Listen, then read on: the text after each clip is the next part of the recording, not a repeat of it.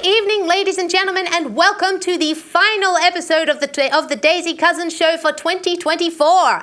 I'm Daisy Cousens, and I am thrilled to be here 3 times a week on ADH TV, and we have a fabulous final show for you tonight.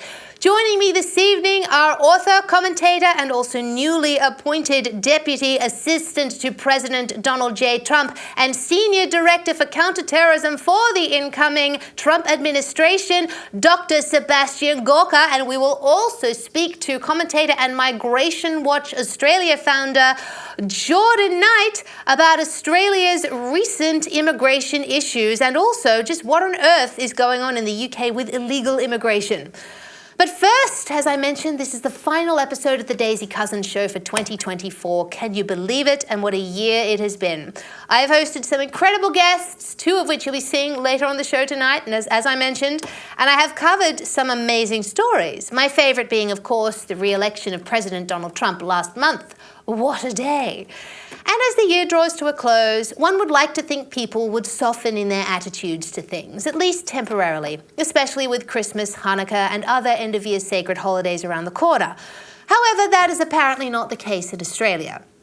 At around 4:10 a.m. this morning, a fire was deliberately lit in Adas Israel Synagogue of Melbourne, causing a huge amount of damage to the synagogue and a huge amount of distress to the Melbourne Jewish community. Well, you can see fire crews just behind me at the moment. They're mopping up after this huge blaze tore through the Adas Israel Synagogue here at Ripponlea, which is only about 7 k's southeast of Melbourne CBD, just after 4 o'clock this morning. Now, by the time firefighters arrived here, they said that this blaze was already fully involved. So it actually took them about 45 minutes. That was 17 appliances and 60 firefighters in all to be able to control this blaze. Luckily, they said that they were able to actually stop it from spreading to nearby buildings and also to businesses as well. But we have heard that this blaze is now being deemed as suspicious and that they have obviously set up a crime scene here. Fortunately, nobody was injured. According to an eyewitness who was attending morning prayers at the synagogue, 2 men in masks were spreading some sort of accelerant inside the synagogue. 2 other witnesses were forced to flee from inside the synagogue when they saw people throw the accelerant liquid inside and light it on fire. While a motive for the attack is as of yet unclear, it is certainly speculated that this was an anti-Semitic attack. Yet another to add to the litany of anti-Semitic attacks that have taken place in Australia since the October 7th Islamic terrorist attack on Israel by Hamas last year. Certainly, Federal Opposition Leader Peter Dutton was of that opinion when he made this statement. I want to pretend that this wasn't expected or that it couldn't be predicted, but I can't do that to the Australian people. We have seen the rise of anti-Semitism in our community since October 7 of last year in an unprecedented way. Everybody knew that anti-Semitism, that hatred and that vilification, that racism was lurking beneath the surface. But what we've seen on our university campuses, what we've seen online, what we've seen against people of Jewish faith in the community has been completely and utterly unacceptable, and it should be totally condemned in our country. And to see the firebombing of a synagogue, a place of worship, is something that is not welcome and has no place in our country whatsoever. And of course, Australian Prime Minister Anthony Albanese made a big show on ABC Radio calling it out. A terrible morning to awake to this news, which all Australians should unequivocally condemn.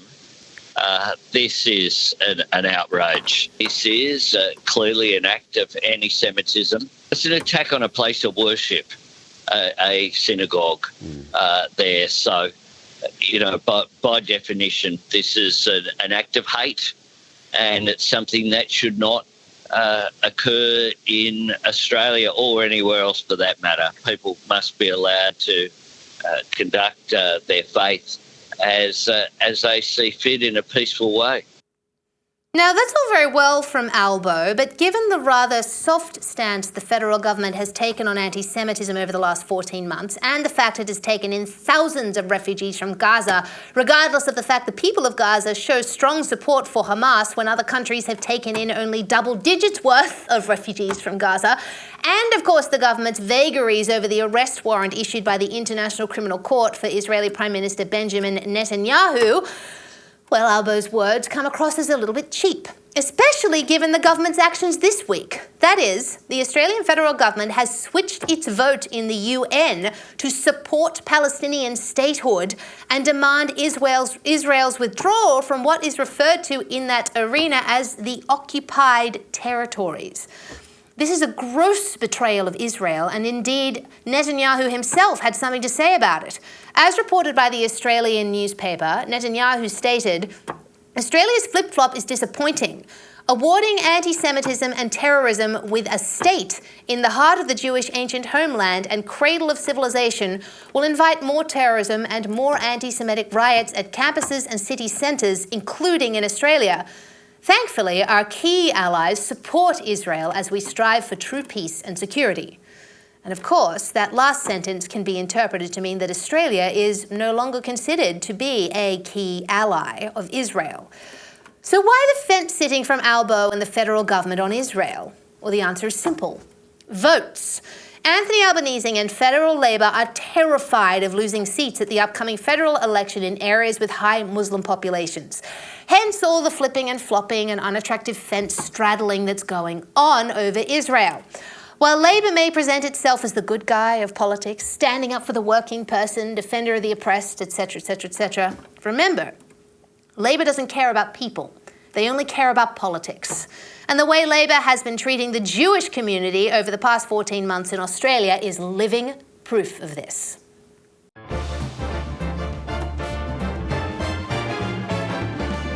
Welcome back to the Daisy Cousens Show. Well, as usual, it is a big week in American politics with the Democrats and the media banding together to attack some of Donald Trump's appointments to key positions. Matt Gaetz was one, Pete Hegseth is another. And we are fortunate enough to have with us to dissect all of the latest American news and politics someone who is not only a renowned author, commentator, podcast and radio and television host, but also now one of Donald Trump's new appointments. We have with us the Deputy Assistant to the President and Senior Director for Counterterrorism for the Trump administration, Dr. Sebastian Gorka. Sebastian, amazing to have you here, and congratulations on your new roles. That is fantastic and so well deserved. Tell us, what do you hope to achieve for the administration and for the US over the next 4 years? Well, thank you, Daisy. That's very kind. To achieve what the 77 million Americans who voted for President Trump voted for, which is very simply prosperity and security for all Americans. When President Trump and I and his team were in the White House for the first presidential administration of America First, we had peace. We had no new wars for 4 years. We didn't have war in Europe. We didn't have the slaughter of innocents in Israel. We didn't abandon Afghanistan. We didn't have China harassing our vessels and our aircraft. And that's what we will be going back to. My remit under President Trump and under the incoming National Security Advisor, former Green Beret Mike Waltz, is to make sure that the terror threat to America is finally dealt with after the feckless 4 years of a disastrous Biden-Harris administration that literally opened our borders to all and sundry, including malefactors and terrorists, dozens on the terror watch list allowed into the country. So we'll have a lot of work to do, but he's bringing the band back together. And rest assured, under President Trump's leadership, we will have peace through strength. That does not surprise me at all, Sebastian. I mean, Donald Trump has a very good track record on global peace as president, unlike the Democrats and Joe Biden. So I wish you all the best for doing that. I have no doubt that you will achieve it. And look, as I mentioned, Donald Trump, he's been really given some grief recently, though, after some of his other appointments. We've seen the wonderful Matt Gaetz have to withdraw from consideration to be Attorney General.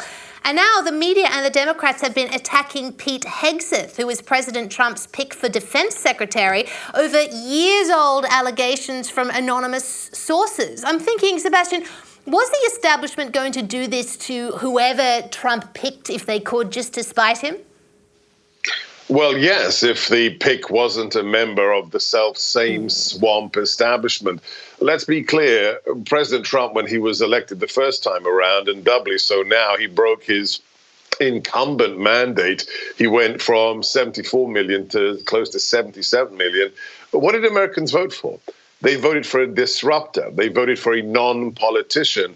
And the fact that Pete Hegseth, who I really strongly recommend you read his book that came out earlier this year, War on the Warriors, has made it clear that as a multiple decorated combat veteran, he was going to come in and slash and burn the corruption and excise the wokery from inside the U.S. military. I mean, the idea, your viewers will not believe me, and that's understandable. They should just go online and afterwards, check the veracity of what I'm stating. Under the Biden administration, we had drag queens inside the U.S. Navy who were hired to recruit people to the Navy. There's a reason that every single armed service, including my beloved Marine Corps, I spent 2.5 years at Quantico teaching the Marines, none of them have managed to meet their target force goals for recruitment. They are hemorrhaging people because of the DEI woke CRT policies injected in there by the likes of Lloyd Austin. So Pete's plan is to come back into service with the government and to remove all that insanity, that wokery from the military. And also, the other reason they hate him is, unlike the current Secretary of Defense, he's not a retired four-star who literally took off his uniform, went to become a member of the board for Raytheon, one of the biggest defense manufacturers, and then against regulations, despite not fulfilling the 2-year cooling off period, was named as Secretary of Defense. So he hopped from the military to the private sector and then back into the Secretary of Defense's office. Pete's not about that. Pete isn't about the military-industrial complex. He's about reforming the military to make us combat effective again, and that's why they hate him. And that's exactly why he needs to be the Secretary of Defense, and why people like Kash Patel, God bless him, full disclosure, my friend, needs to be director of the FBI, and on and on and on. Absolutely. I just really hope those rhinos who are in the Senate don't sort of get it into their heads to oppose all these picks. That is going to really irritate me, and I can't imagine how much it's going to irritate the Americans who voted for Donald Trump and this mandate, as you said. Now, look, you mentioned Kash Patel. He is indeed President Trump's pick for FBI director. He has elicited an absolute panic from the left. And Sebastian, you're not going to believe this. Even an Australian media outlet, the Sydney Morning Herald, described him as, quote, a far-right extremist. That's an Australian left-wing outlet having a go at Kash Patel. But that, to me, Sebastian, that reaction from the left is proof that Kash Patel is the right man for the job. What do you think? Well, look, as Churchill said, a man is measured by the enemies he's generated over his career. And if you had enemies, that's a good thing, because it means you stood for something. So, look, after what I went through 8 years ago when I was first appointed to the Trump administration back in 2017, I just laugh at this stuff. The Washington Post did another stupid hit piece on me. The arch rhino with the stupid walrus mustache, John Bolton, attacked me. He attacked Kash, and I immediately texted Kash and say, hey, John Bolton, the arch swampy, has attacked you. I hope you're putting it on your LinkedIn resume. So, I have a very simple metric. If the CNN, if the Washington Post, if that rag of whatever you put on the screen in Sydney, if these people ever wrote anything nice about me or Kash Patel or Pete Hegseth.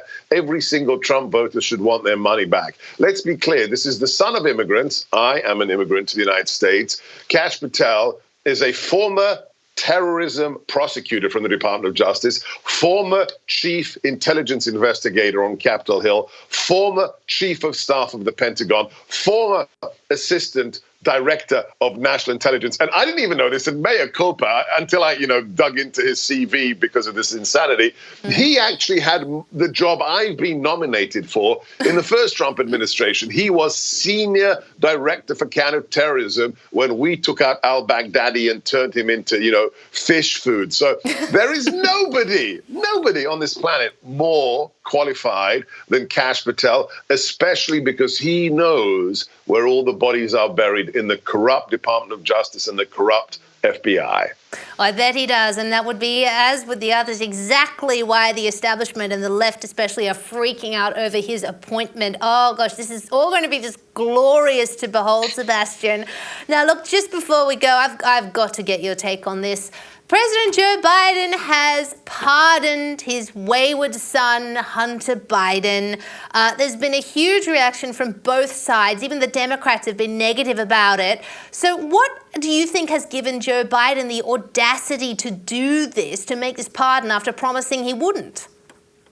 Well, because he's a dishonest politician, one of the most corrupted modern American history, and because it's not about his son, Hunter. I mean, let's be clear. This is a pervert with, you can watch the videos of what he does with Russian prostitutes, inhaling crack off their backsides. This is a not a nice individual, but all he was is the bag man. He's just the bag man for the Biden crime cartel. Expect more pardons in the near future for James, and Frank and Biden, Biden's brothers, and potentially, he'll be testing the fabric of the Constitution. He might even pardon himself. We know, thanks to the Hunter Biden laptop, Miranda Devine, and everyone else, that this is a cartel, and they had to get in front of this before the December 12th sentencing regarding the gun crime he committed and the December 16th sentencing for his tax evasion. So this is the left. I mean, as my good friend Chris Plant, the radio host here, says, if it weren't for double standards, the left wouldn't have any standards at all. That is absolutely true. That is one of my favorite sayings, actually, is if the left didn't have any double standards, they wouldn't have any standards at all. Very well said, Sebastian Gorka. Thank you so much, as always, for coming on the show. And this is my final show for 2024. It's been so great to have you on. You've been a wonderful friend to the program.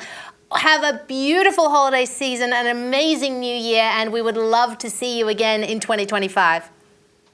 Don't forget, Daisy, President Trump said it's time to say Merry Christmas again. Merry Christmas, of course. What was I thinking? Merry Christmas to you, Sebastian, Dr. Sebastian Gorka. A big Merry Christmas indeed. Have a wonderful, wonderful time. God bless. All the best to you and your viewers.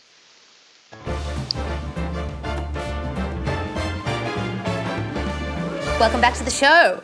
Well, Australia's soaring immigration rates remain a point of concern as Australia's population continues to rise, along with cost of living and, of course, the cost of housing. And joining us to dissect all the latest immigration issues is founder of Migration Watch Australia, Jordan Knight. Jordan, so fabulous to have you here as usual. Now, the federal government has just announced they will fast-track visas for skilled migrants to address a dire shortage of tradies. And in addition to construction workers, eligible jobs for the visa include yoga instructors, flight attendants, journalists, beauty therapists, and goat farmers. Jordan, is this an indictment on successive governments for not focusing on upskilling Australian citizens?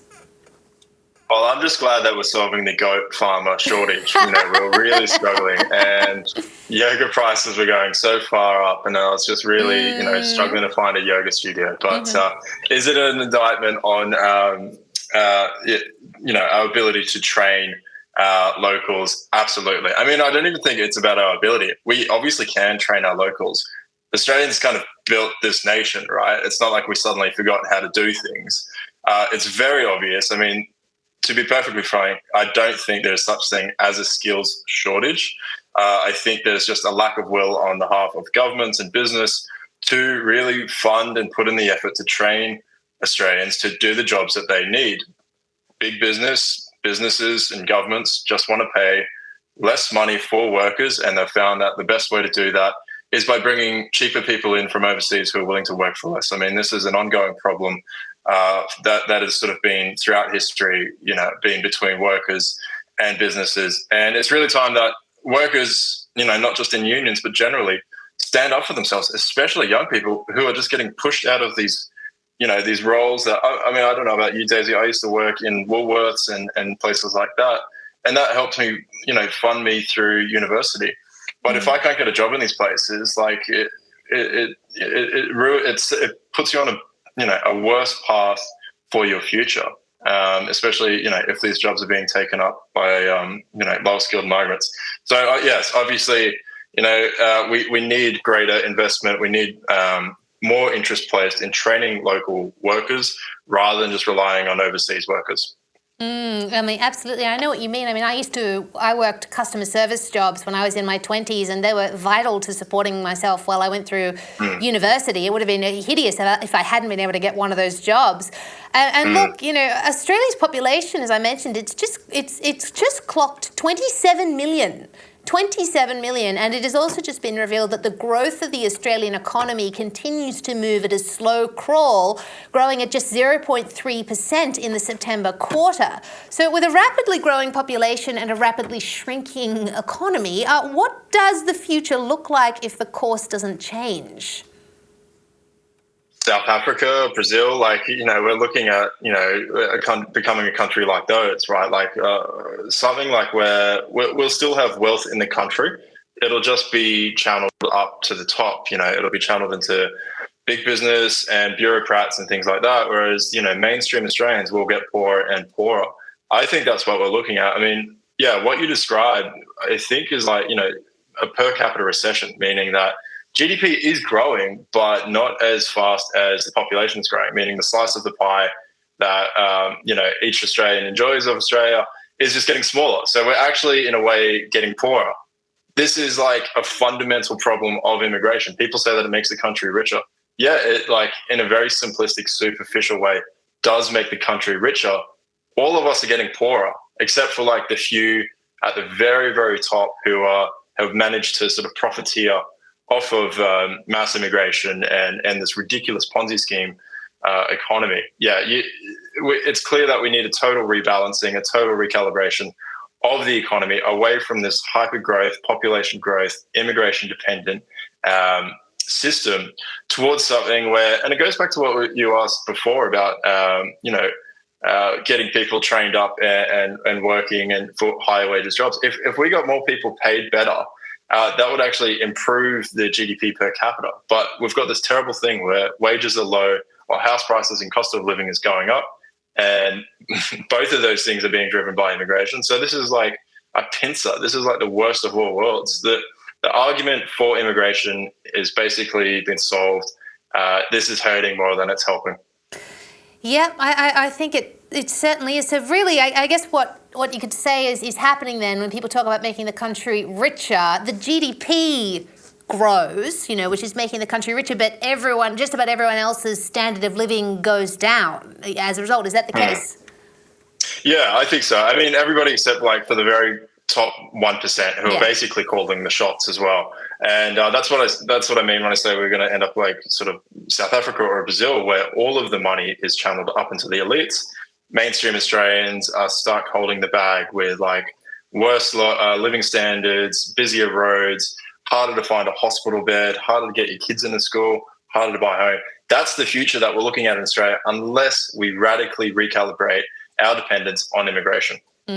It's certainly, there seems to be no two ways about it, really. And the thing is, while Australia's population is growing, fertility actually remains incredibly low, with just 1.5 births per woman.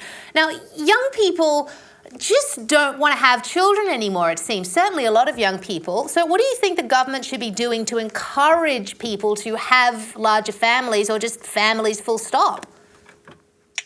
Yeah, I think this is honestly one of the biggest issues in the world. It's a civilizational issue, and if you cannot sort of, multiply, if you cannot grow, if you cannot even maintain, you're literally dying as a nation. And if you're dependent on immigration, it's going to cause lots of second order problems if you're just going to grow the population that way.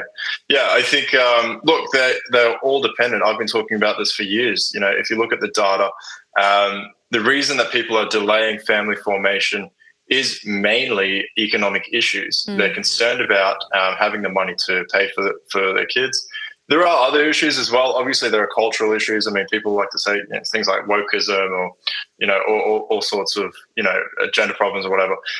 Don't want to, bring kids into this world, sure. But I really do think that the fundamental lever is that it's just simply more expensive and harder to have kids. And so people will just give up and say, why I can't afford them. Why would I bother? So that's a terrible indictment on the country. How would we fix it? We'd make housing cheaper. And how do we do that? We'd cut immigration. Simple as that. Really, I agree with you. It is a civilizational issue, and it is such a terrible shame. I know a lot of young people who say exactly that. I can't have kids. It's too expensive. I can't afford them, and it is a terrible, terrible shame. Now, look, immigration issues obviously cluster all around the world. So we'll jump across the pond for a minute to the UK. Now, the BBC reported this week that more than 30,000 people have crossed the English Channel in small boats in 2024, including 20,000 since UK Labour came to power. It also reported that where recorded, more than 80% of these people were male and about 40% were between 25 and 39 years old. Jordan, does that sound like the families and children that we're constantly told are the ones seeking asylum like this? Yeah, it doesn't really stack up, does it? No. It's a complete contradiction of this narrative, this image that was sold that, and speaking for Europe, that, refugees and whatnot are fleeing families. And then you sort of see the true reality. And this is the problem with what the left does. They paint these realities that simply do not exist and do not stand up to just having a walk down the street and seeing the true reality of things. Young men coming in droves, if I was to hazard a guess, are largely more likely to be just economic migrants looking for work. And, the government, as bad as the position Australia is in, the governments in places like Britain and Europe are so worse. They're putting asylum seekers and refugees into hotels at the taxpayer expense while the native population is struggling, or going homeless. I mean, this is but to go back to the problem about birth rates, it is a civilizational issue. And I think the immigration issue has largely been won. I mean, I am happy to have a faith-based discussion with pro-migrationists on this, but they just don't seem to be there anymore. I think they've realized that the argument on immigration is one. It is hurting at the moment more than it's helping. But the problem with modern politics today is that even if you've won the argument, that doesn't mean you necessarily change things. I mean, power is still collected at the top, and they can just very simply ignore us. So I think the next sort of stage for places like Britain, Europe, Australia, America isn't just to win the argument. It's about to say, okay, we know we're right. What are we going to do about it? And, it is about taking power. The right, people who want to fix their country should turn their gaze towards trying to take power democratically, institutions, politics, media, and just try and take back their country. Otherwise, it's going to be a rough century. Look, it certainly is. I mean, the problem, of course, that voters face, though, in Western countries is that often both major parties, and certainly in Australia and the UK, and less so with Trump, certainly, but for a long time in America, both major parties are actually okay, very okay with this concept of mass immigration. That really seems to be the case in Australia, although the coalition makes noises to the contrary. So, look, what do we as voters do in that situation when neither major party really wants to make a difference on this issue? Go to the pub. I don't know. I mean, I'm extremely... I'm extremely depressed about the prospects of voting, to be honest. I'm not sure if we can vote our way out of this, to be honest. I think, when I talk to other people, I think we sort of need to play the 30-year game we need to sort of build networks. You need to sort of try and build think tanks, get into the media, because, you're absolutely right. The major parties right now, I don't think in the current form, unless they seriously reform, which I don't think they will, I don't think they're going to save us. So you have to start building for the future. It's about a sort of countercultural commercial movement, and it's going to take a long time to do because this is a massive issue. But we have great countries and it's worth doing. So that's what we're trying to do. Well, Jordan, you're certainly on the way there with Migration Watch Australia. Thank you so much for coming on the program, but also for all the fantastic work you do on this issue to raise awareness of the problems we're having. Have a very, very, very Merry Christmas, and we will see you again in 2025. You as well, Daisy, and have a good one. And I really appreciate your help this year. It's been great.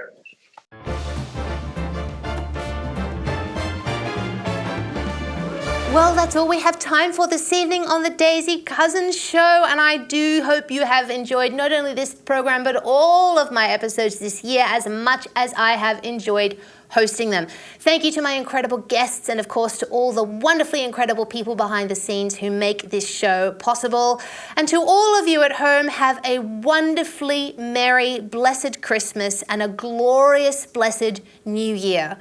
Coming up next is Nick Cater's Reality Bites. Good night, world. I'll see you in 2025.